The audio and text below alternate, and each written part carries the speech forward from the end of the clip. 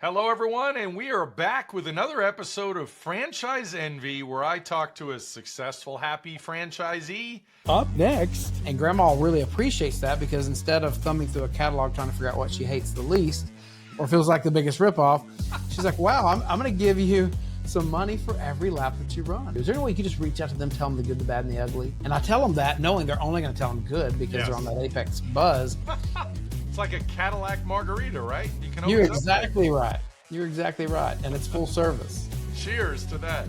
And today I have Kevin Lewis hailing from Dallas, Fort Worth with Apex Leadership, an amazing fundraising franchise. Kevin, welcome to the show.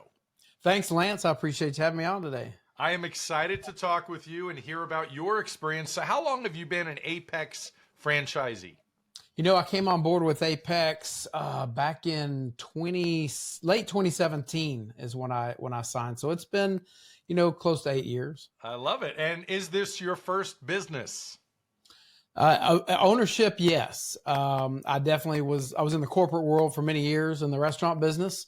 I worked for, in fact, my story, is that, I turned 16 years old. Mom and dad said, hey, if you want to get a car, you better get a job. So I quit playing baseball, went down to the local restaurant that my brothers and I love to frequent, and I got a job as employee number 1800 or whatever, washing dishes and doing the grunt work. And I stayed in that for a really long time, to the point that I pretty much ran that company, at least ran ops for several years, overseeing as many as 110 restaurants at one time. So that was kind of my history before Apex. And what I had done was in the restaurant business, and pretty much held every position from that first grunt employee all the way up to the ops lead, and worked in marketing for a while. And yeah, I had I think an impressive resume there, but it was very vertical. It was with one company. It was mostly in ops, and that's what I had done before I came along to Apex. Kevin, I always tell people, because I come from the restaurant business. While I started on Wall Street, I always had this fascination with the restaurant business, and I was always drawn to it. So I tell people that with your restaurant background, in your case, you're lucky because you can do anything. You've already done the hardest stuff there is in business, right? Is that fair to say? I would say that that's a very accurate statement. I've done almost everything, a little bit of everything in that business, a lot of some things, but a little bit of everything. You're right. It really prepared me to be able to go on and do whatever I wanted after that. Awesome. So why did you get into Apex specifically? Specifically, the reason I came to Apex was I had left the restaurant business. I was trying to decide, okay, what's my next play? What's my next move? And I had some really attractive offers to go do the same thing with other companies. But of course, everyone dreams of having their own business and being an entrepreneur. And this was a perfect time for me to do that. I got hooked up with a franchise broker, who put me through the gamut, did all the aptitude tests, and what do you like, what do you don't like, what are your interests, what are not your interests, what are you good at, what are you not good at. And they narrowed this list of thousands of opportunities down to 12 and asked me to narrow it down to 3. And I actually remember when they got to Apex and they first described it as a fundraiser. I said, yeah, I'm not interested in that. And they said, well, wait, let me explain to you what's going on here. And after they explained what was going on, I really was attracted to what we were doing, or what they were doing at the time in the schools, the impact we were having on tens of thousands of students in each individual territory each year. And it's really amazing. And Kevin, why don't you explain further what Apex does? I mentioned fundraising, and there's a fun run attached to it.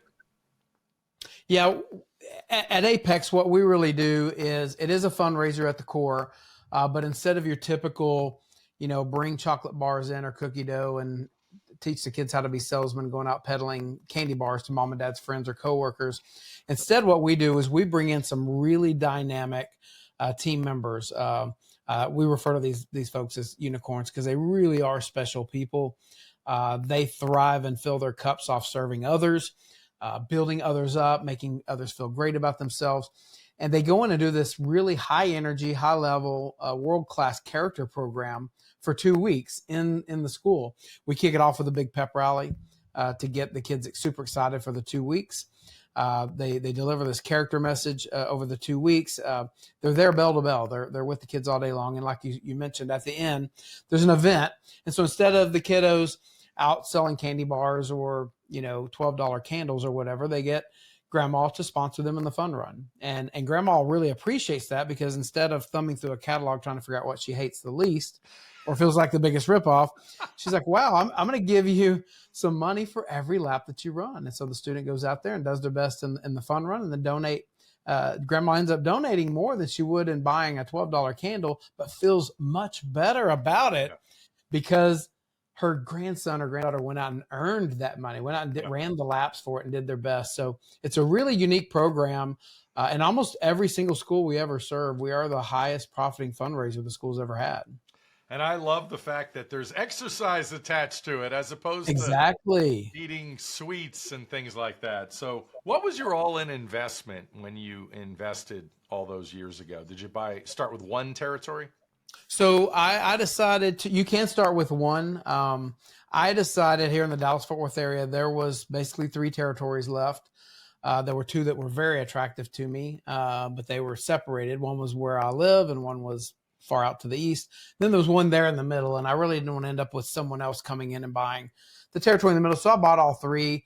My upfront investment for territories and startup costs and all that were close to $150,000. And to me, that's a very low entry point. That's one of the things I like most about Apex is, you don't have to go out there and leverage everything you own to try to take out $1 million small business loan or whatever. Like the restaurant business. Yeah, exactly. It takes a lot of money to do that. The entry fee is relatively low, and I didn't have to start with 3 territories. I just did. And the initial investment, I think, is a really reasonable hurdle to get over, and the payback on that was very quick. I paid myself back within 2 years. So back to why you picked Apex. When you work with this franchise broker, what else were you close on? Was there a competition at all? Was there a good second place when Apex obviously won? I wouldn't say there was a good second place. There were 2 other alternatives they had presented to me that I'd put on the list. But one of the things when I started this venture that was interesting to me, or that I was interested in finding, was, I run one of the largest youth baseball programs in America as a volunteer, and I've been doing that for a really long time. And it can be a full-time job at times, but that's kind of my give back to my community. And I'm really passionate about that. And I thought, it'd be really great if I could find something that scratched that same itch, but it also paid the bills. Yeah. So when I came across Apex and I saw the investment we were making in these kiddos and the difference we were making in their lives, it scratched that itch. And I thought, okay, if we can string enough of these schools together, we can keep the lights on and it'll fill another bucket for me. So that's really kind of what tipped the scale for me. I'd gone and seen a couple other businesses. One was in the HR field, basically, a staffing business, blue collar staffing business. Yeah. Actually, it's more white collar than blue collar. And I don't even remember what the third opportunity was in the restaurant industry, which was, that was my number 1 pick. And I figured that's where I would end up. But when I went to do Discovery Day for Apex, I was sold. As soon as I saw what they were doing in the schools, it was over. I told them, this is it. Let's get the paperwork going. Yeah, and that's why I always tell people, going to Discovery Day, meeting the people that you're with. I think it was Warren Buffett or Steve Jobs that once said that, when you're hiring a key employee or finding a business partner, once you have a meal with somebody and you see them face to face and spend enough time with them, that's the culmination, I believe, in that franchise journey. And you just proved it right there. And what happened with you with Apex? Man, that is so true. And when you get out there and you think about I don't know how many different franchise opportunities there are out there. 4,000. Tens of thousands easily, if not 100,000. And for me, I didn't want to have buyer's remorse. How do you at the end of the day say that's the one? 2 years into it, how do you say, yeah, that was the one for me? Yeah. And maybe you never really can know that, but That's what happened when I went and saw what was going on in Apex. I didn't have to see anything else. I knew that was the bucket I was going to fill, how I could fill my bucket. So let's transition to size. Was size a factor? Because a lot of times when I'm talking to people that are first-time business owners, they tell me they don't want a smaller brand. They want something with hundreds of locations or territories open and operating because they don't want to be pioneers with something new. How many locations were there with Apex when you joined them, and was size a factor? That's a great question. Apex is nationwide. I think when I came on board, there was, I think they told me I was actually franchisee number 50 at the time, which were spread out all over the country. And so the upside to that is they had already gone out there and they'd proven it. I wasn't franchisee number 1 or 2 and was trying to help them figure it out. Yeah. They had some really successful owners out there that had been doing it for 8 and 9 years already and doing very well at it. And so I didn't have that fear. There wasn't that fear of being one of the early ons, or that this was a mom and pop operation. It was nationwide. It had been proven. And I think we've actually, in the last 7 or 8 years, improved that even more. I think the hit rate, the success rate for franchisees is at all-time high. Yeah. It's a really well-oiled machine. A lot of everybody's different. When I came on board, I'm the type that let me see it and I'll go do it. But there's a lot of people out there that need to get the box in the mail, and they need to open it up, and there needs to be instructions on top, and they need to be able to follow the instructions, and then they can go do it. And so we have some of those, and we have some that aren't that way. But Apex, has set the model up now where, you can open up the box and follow the instructions. That's what you want to do. If that's your DNA and that's how you find success, then it works for you. Yeah. For somebody like me, it's not that way. Let me see it and I go do it. So if you think back, what was the hardest part of launching this franchise? You're a first-time business owner. You're doing something you have never done before. But again, you've been in the restaurant business, so it's going to be much easier, but also hard because it's a muscle you haven't flexed before. Yeah, the hardest part about making the transition from the restaurant business to what I'm doing now is, and this comes to a surprise to some people when I say this, is moving into a sales position. Even though I spent 30 plus years selling food basically in restaurants, if you do it right in the restaurant business, they come to you. I can think of local restaurants here in my area that never advertise. They don't need to. Yeah. They don't need to go out and do sales. And this is a business where you do have to get out there and do sales. And so that was probably the biggest change for me. Fortunately for me, I adapted to that really quickly and found some good success, some moderate success with that. But that was probably the biggest change for me, was moving into a true sales role. So what's the best thing that's resulted from this success and you being a franchisee of Apex? Well, obviously, one of the best things that's come from being with Apex is the independence that I have. Although I was an executive in the restaurant business for many years and didn't have to answer to a lot of people. It is different when you own your own business, obviously, the good and the bad. But for me, I did very well financially in the restaurant business. I was good to the restaurant business, and the restaurant business was good to me. But this business has rewarded me even better. I would say that, my income level is over double what it was as an executive in the restaurant business. I do work hard. I wear a lot of different hats. In the beginning, you wear a lot of hats. Yeah.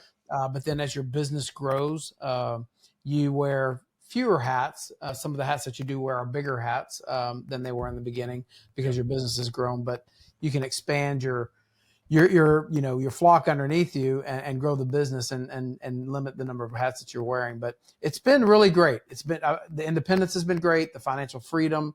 There's been zero regrets on my part. So you don't miss those calls in the middle of the night that the food delivery is not coming, or the walk-in cooler is down and all the food's going to spoil unless you get dry ice on it or whatever it might be, or theft. Lance has some restaurant experience, right? You knew. Yeah. That is true. Thankfully, I was in the restaurant in a chain or a group that wasn't open 24 hours. But I got to tell you, as long as those doors were open, you're right.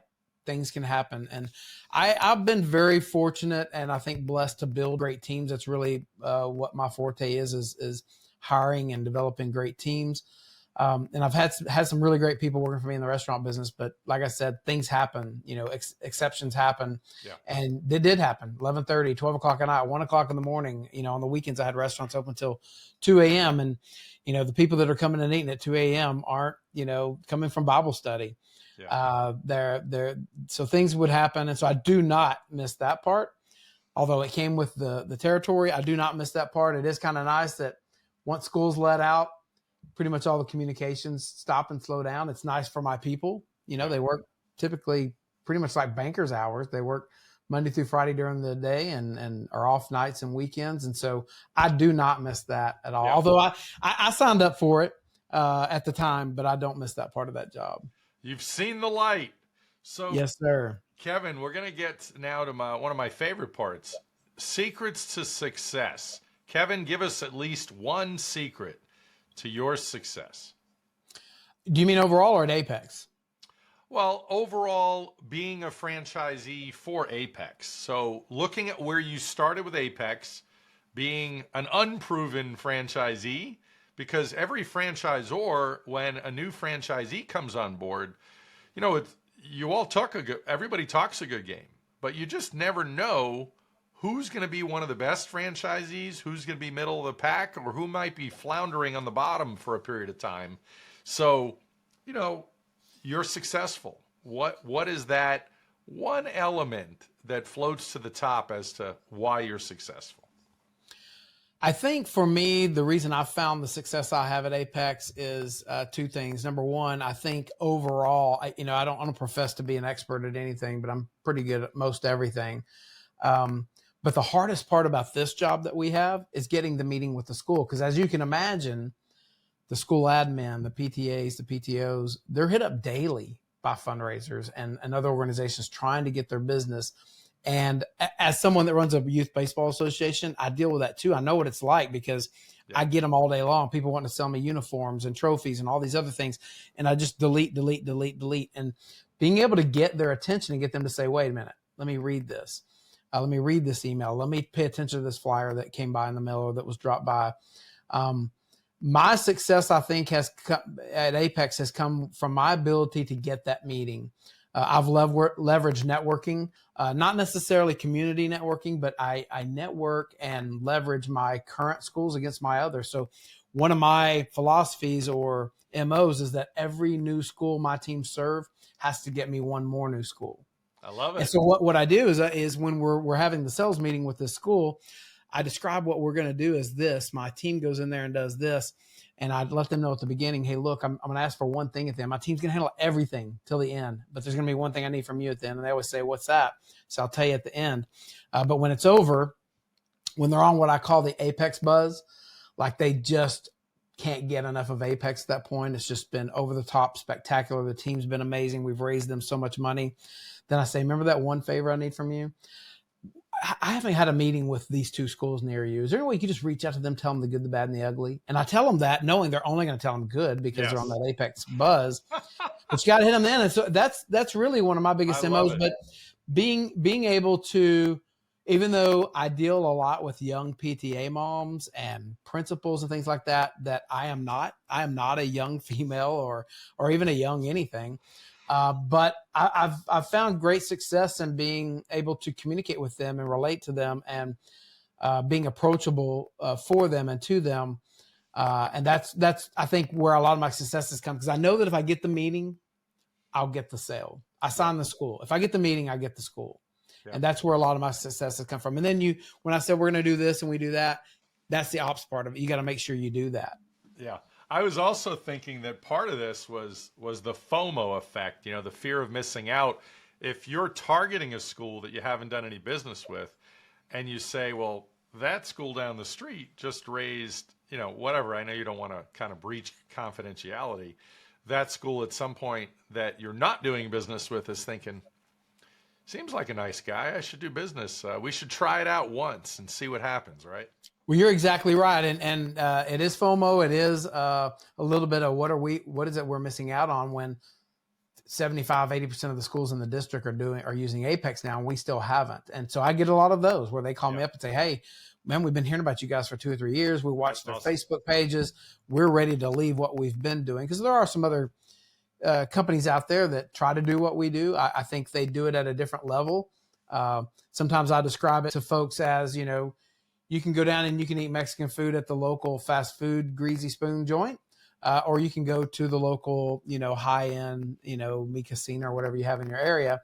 They both serve Mexican food, but they're not the same restaurant. And I feel like we are the premier option when it comes to event-based fundraising. It's like a Cadillac margarita, right? You're exactly right. You're exactly right. And it's full service. Cheers to that. Yes, sir. Why are others not as successful as you? In every franchise, there are unsuccessful or, I always tell people that when you join a franchise, you're going to either be average, above average, or below average. We don't know, and I fortunately was above average. So why are others not as successful as you?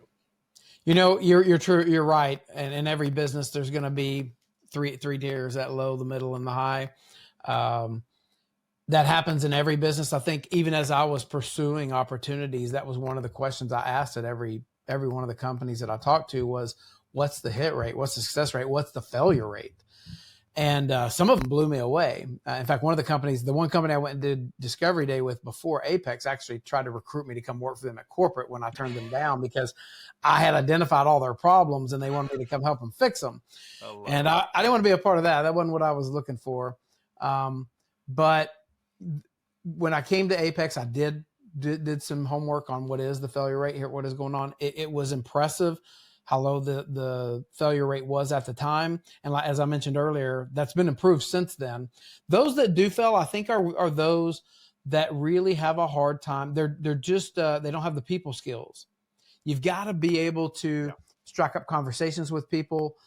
Sometimes just like, I'm sure you've had lots of experience with, a sales meeting isn't always a sales meeting. Sometimes it's an overheard conversation at the next table at Starbucks. One of my very first schools that I ever signed, I just happened to overhear a conversation between two ladies at this table next to me where one of them came in and the other one was working at a laptop, and she said, "Wow, you're always working." She said, "Well, this is actually PTA stuff." Well, that caught my ear. I wasn't paying any attention to her PTA. So it comes in many ways, and being able to turn that opportunity into a contract, not everybody can do, and not everybody is great at striking up that conversation and getting them interested to hear more. That's where I think those that have failed, which again is not many, those that have, I think that's where their struggle bus was. It wasn't necessarily the ops part. The ops part is like I said, there's a box you open and there's instructions and you follow it. Yeah. But as the owner, you've got to be able to get out there and get people excited about this. Yes. Because if you tell this, when I mentor some of the other owners, one of the things my favorite things to say is you got to sell the sizzle, not the steak. Because what we do is a ton of sizzle. It is a ton of sizzle. There's lots of steaks out there, but we have a lot of sizzle. And if they do a great job of selling the sizzle, they'll sign every time. I love it. Great stuff. So let's talk about revenue or sales. How much can a great franchisee do in annual sales? In annual sales here, as far as at Apex and the success you can have, there's folks, really making a lot of money, but they're also working really hard. I mentioned earlier that I came from the restaurant business as an executive, and I can tell you I more than doubled what I was making as an executive in the restaurant business. Yeah. But I think someone that comes in that has the personality, has the drive, and is willing to work hard to build their own business can easily get into six figures pretty quickly. You can do that in as little as a year. I would say average is probably close to 2 years to get into six digits, but you can go well beyond that. And I would say per territory, 6 digits is pretty easy to achieve if you just get in there and work at it. It's not a business. Like I said, I run a youth baseball association on the side, which at times is a full-time job. I wouldn't be able to spend a ton of time on Apex and that.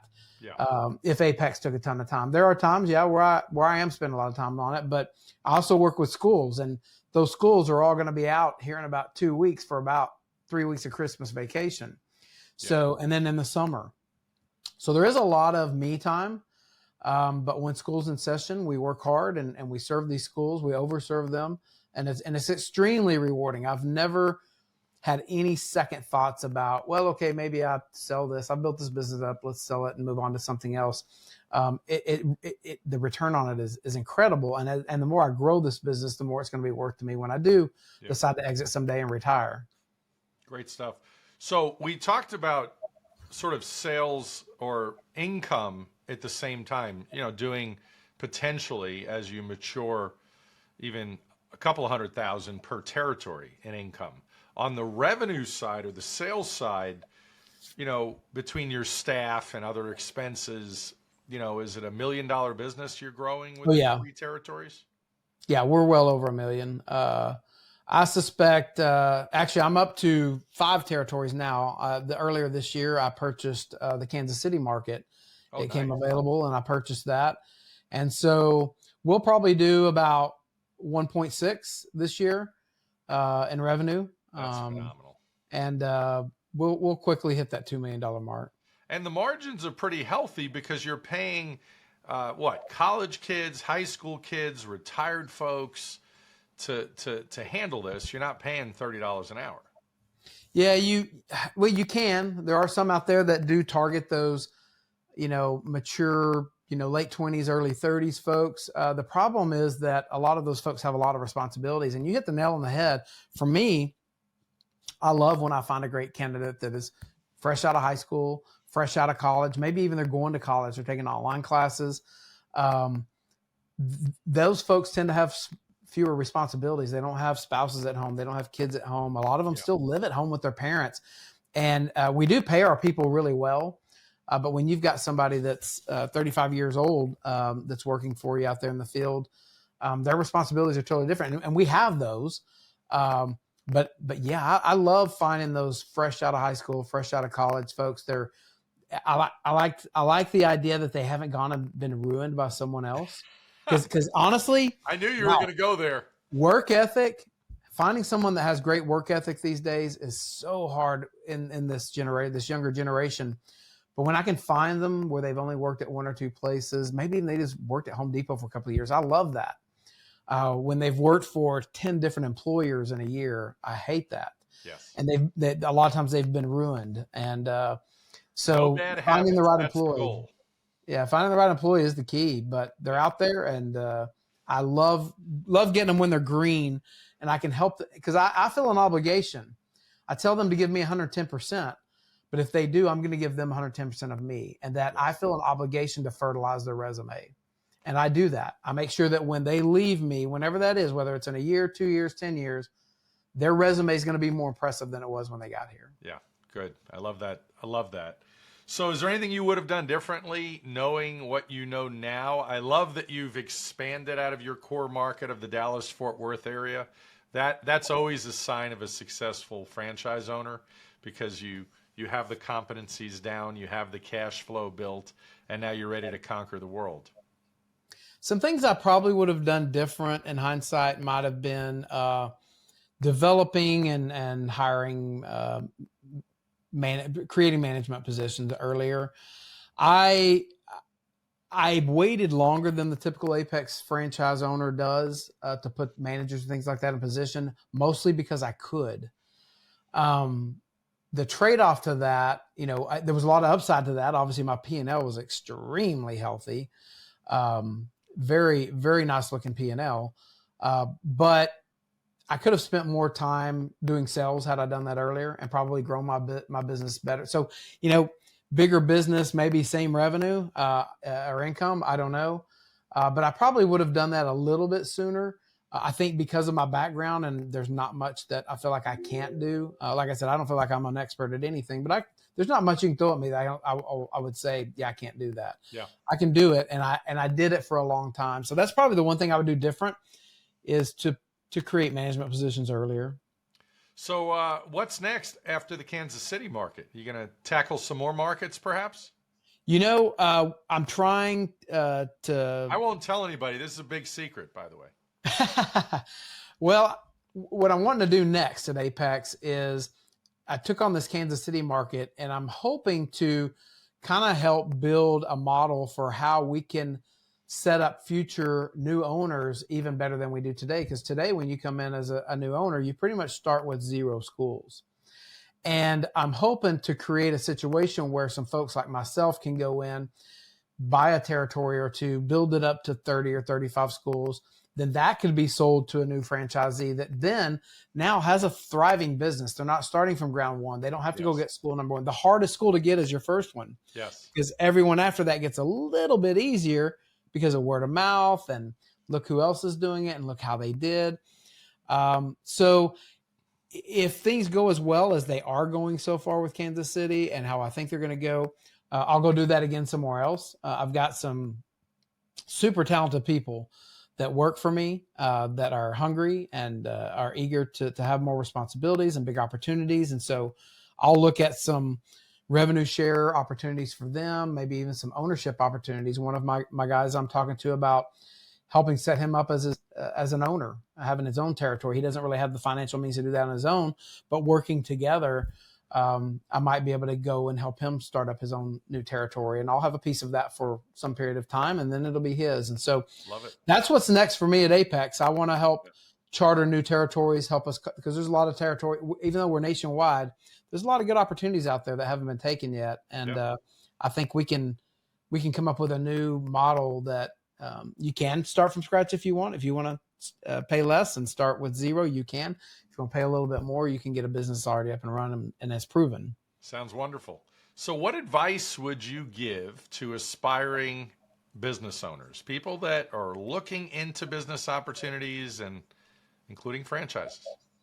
I think the biggest piece of advice I would have for someone that's looking to get into their own business, especially their own franchise opportunity, is make sure you really are ready to get into business. A lot of people say they're ready, they want to own their own business, and then I would say the small number of folks that fell here, some of those are folks that thought that just because they bought the business, it would just run itself. And you got to be ready to get in there and work. It's not hard work, it's not a ton of work, but you got to be able to work. I don't care what you do. I don't care if you come up with the next, coolest thing that you can make on your CAD design computer and print on your 3D printer. You got to be willing to work. I was actually watching a video yesterday about, I don't know if you're familiar with the guy Dano. He has Dan Seasoning or Dano Seasoning, whatever. He was telling his story about starting up. It was really interesting because it resonated with me. He was talking about how in the beginning he decided he wanted to start the seasoning company. He was making his own seasonings in these bottles and he said he was hitting a flea market every single weekend for like 2 years straight, working really hard, grinding it. And the guy's in a really good position right now, but he started his business back in 2017. And for 2 years, he really grinded it out. And I did the same thing. There were schools early on where Kevin was slapping on the uniform and going down there and DJing events at some of his schools because that's what made sense. And I haven't done that since 2018. But I enjoyed that, but it's not what I need to be doing as a business owner. But you have to be willing to work, and I don't care what you do. You got to be willing to work. There's very few opportunities out there where you can just say yes, and then the money truck pulls up to the house. Yeah. It just doesn't happen that way. Kevin, you've been amazing. Thank you so much for sharing your story about your first franchise, about Apex in general, and thanks again. Absolutely, Lance. I appreciate the opportunity. I love the format of what you're doing. I can tell you, as someone that was new to the franchise world, I was very unaware of, even though I actually worked with franchisees in the restaurant business, I had never been an owner myself, and especially getting outside of the restaurant business. And I think what you're doing really is going to help folks get over fears. It's going to help folks get past the unknowns. Because owning your own franchise can be really rewarding and a great thing. And I've thoroughly enjoyed it. It's been great. Love it. Well, thank you so much for ending on that note. That's wonderful. Absolutely.